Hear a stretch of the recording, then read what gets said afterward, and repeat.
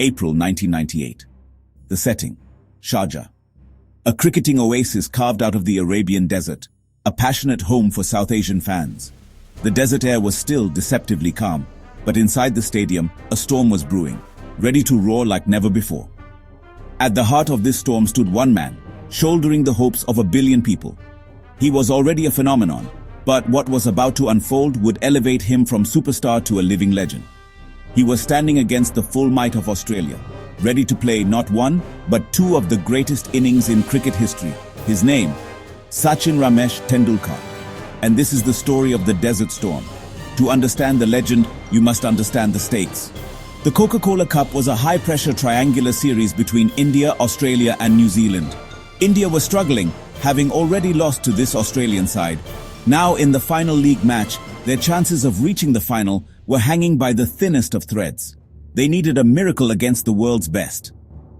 Australia, led by the unflinching Steve Waugh, was ruthless.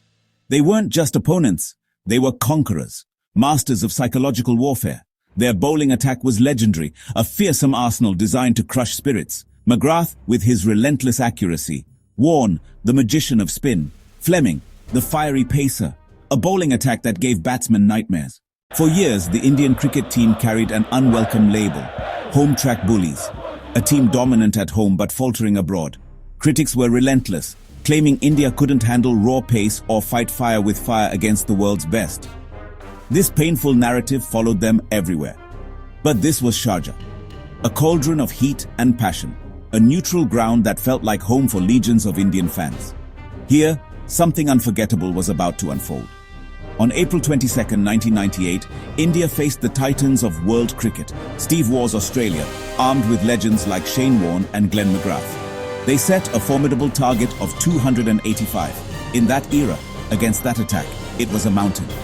As a young Sachin Tendulkar walked to the crease, the weight of 1 billion hopes on his shoulders, the stadium erupted.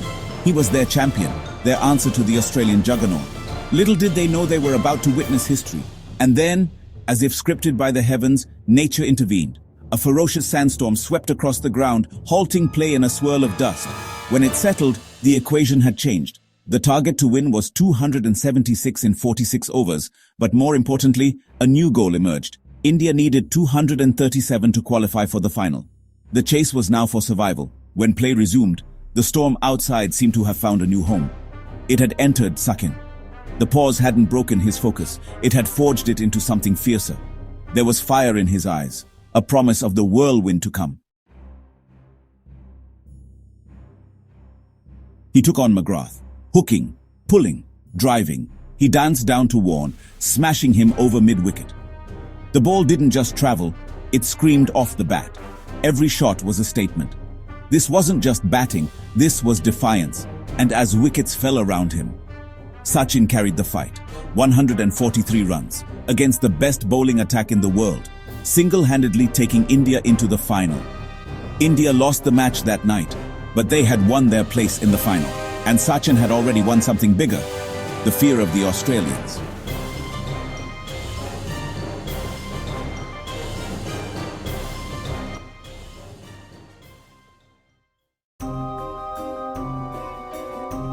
Just 2 days later, April 24th, Sachin's birthday.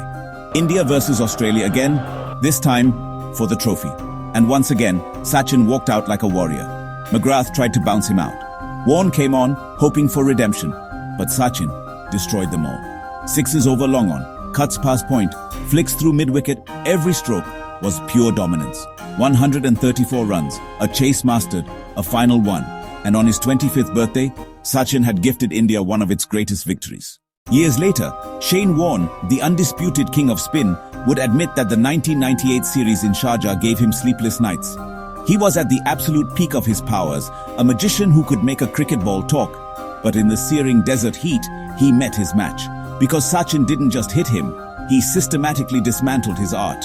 He owned the psychological battle. For a bowler who terrorized batsmen worldwide, it was a profoundly humbling experience. Warne himself famously confessed, "I had nightmares about Sachin running down the track and hitting me for 6 over my head." But what happened in Sharjah wasn't just about one man scoring runs against another, it was a seismic shift. Amidst a literal desert storm that halted play, a storm of a different kind was brewing on the pitch. This was more than a game. It was a declaration. It was about belief, forged in the crucible of immense pressure. It was about a team and a nation of 1 billion people realizing they could not just compete with the best, but dominate them. That they could rise beyond hostile conditions and impossible odds. It was the moment Indian cricket shed its underdog tag and stood tall, unafraid.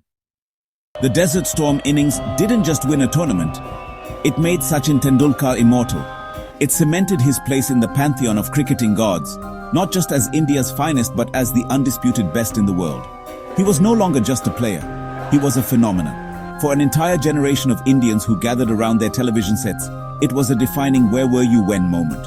A memory of pure unadulterated joy, carved into their hearts forever.